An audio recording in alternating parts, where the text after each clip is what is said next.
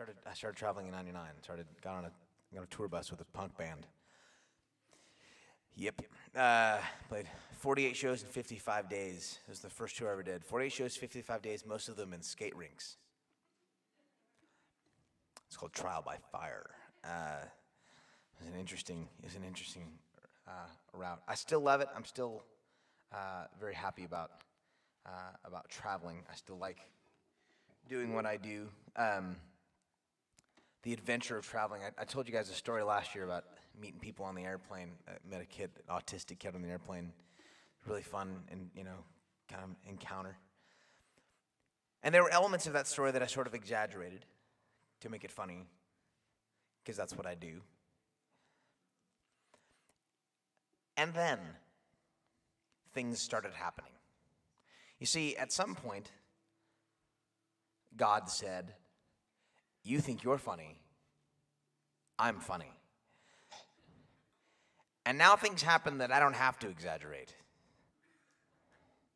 I was flying to Louisville. I was on my way actually to Lexington. You land in Louisville and drive. And I was flying through Chicago, because if you're flying Southwest, that's kind of how you do. You'd be flying from Oakland to LA and you fly through Chicago to get there.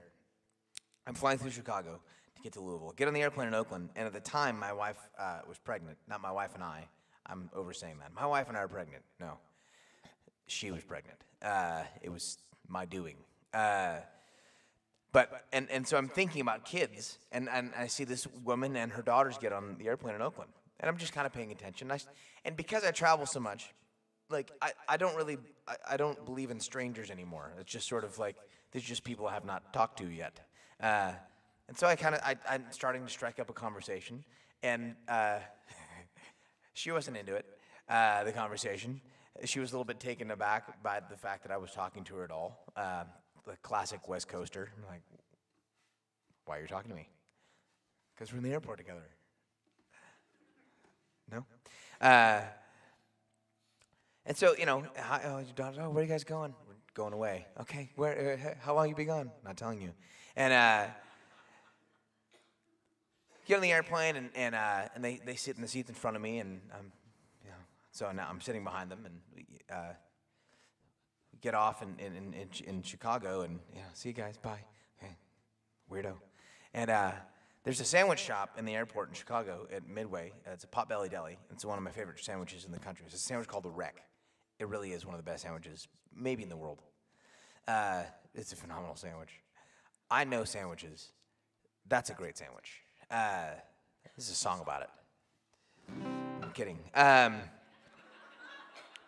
So I hop off the plane, and I go to the Potbelly Deli station in the airport, and that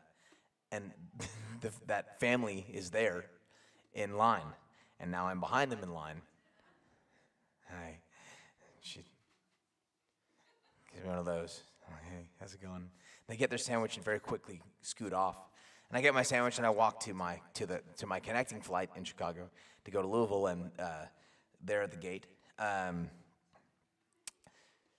we go to board, and the way Southwest boards, it's like A, B, and numbers. A1 through 30, 31 through 60, and I was B26, and there were B25 and 24 and 23. They're right in front of me. "Hi, how's it going?" And now it's really weird, and I know that it's weird. Like this is part of why I didn't date in high school, is because it takes me a while to pick up on like signals from women, and she's totally weirded out. We get on the airplane, and they're trying to find 3 seats together. And eventually, like, I'm sitting on the end of the row, and eventually the 2 guys on the row across the aisle from me are like, "We'll move." I was like, "Oh no." And so they sit down here, and for 2.5 hours from Chicago to Louisville, like I can feel the vibe of like just they're trying not to look at me. And so, they get off the airplane. I give them plenty of time. Like, I'm not going to be behind them anymore. I'm just going to, and I just wait forever. I get my bag, and like they walk slowly off. I walk even slow.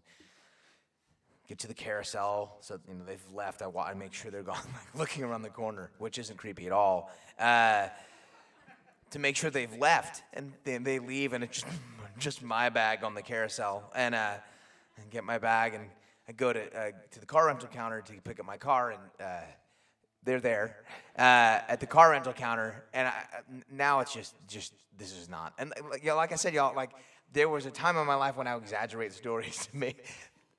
This is all true. And we go, I go out to the parking lot after they get the car. My car is in spot 25. Their car is in spot 26. I run to the car. I throw my stuff in the car and I'm like, now I'm getting ahead of the problem now. No longer, I'm not going to leave it up to fate. Like, this is not going well. So I throw my stuff in the car, take off as fast as I can out of the parking lot, gone.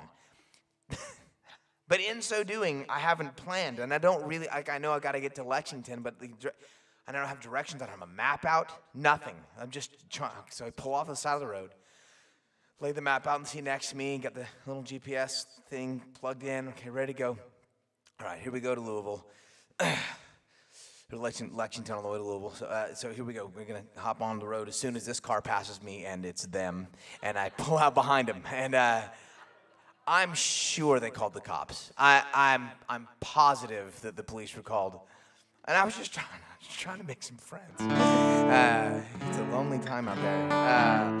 So this is a song that's sort of about, I guess, an examination of maybe trying to see strangers a little bit differently than we normally see them. The way I guess I've tried to learn to see. It's called "Driving by the Accident."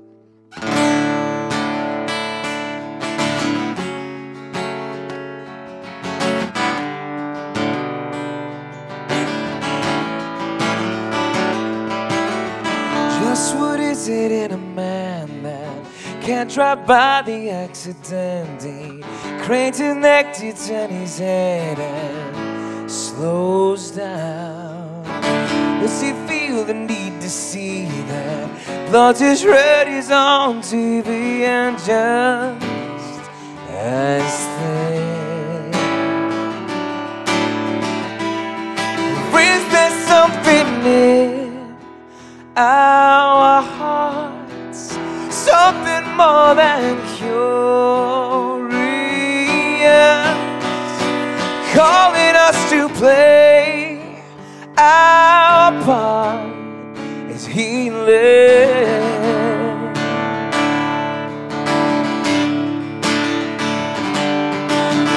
Is there something dead inside? Only pain can make alive.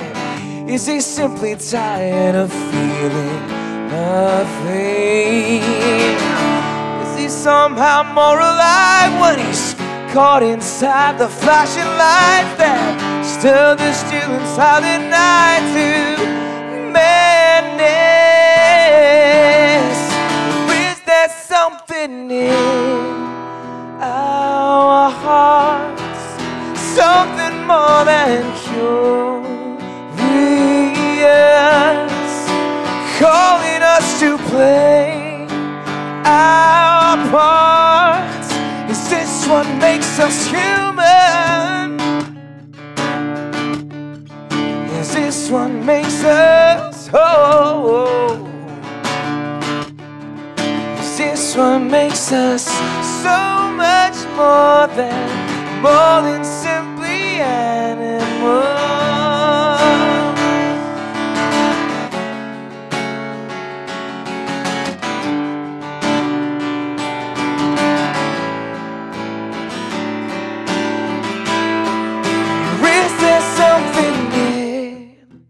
Our hearts, something more than curious, calling us to play our parts. Is there something beautiful in the way we can't let go? Something almost magical, something greater, something almost sacred, maybe something good.